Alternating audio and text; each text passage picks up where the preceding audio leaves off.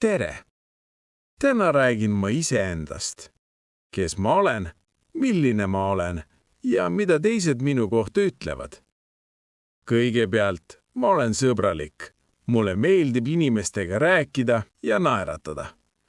Mõnikord olen ma ka häbelik, eriti uute inimestega.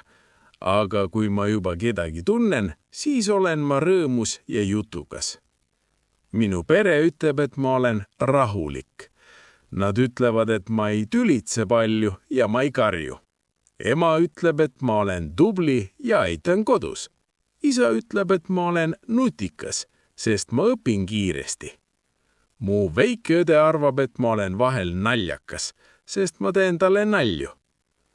Minu sõbrad ütlevad, et ma olen lahke.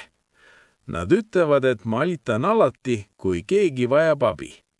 Mõnikord ütlevad nad ka, et ma olen natuke unustaja, sest ma kaotan tihti oma pliiatsi või telefoni. Minu hobid on lihtsad. Mulle meeldib joosta, muusikat kuulata ja joonistada. Kui ma joonistan, olen ma väga rahul. Kui ma jooksen, tunnen ma end tugevana ja muusika teeb mind alati rõõmsaks. Nii et, milline ma olen?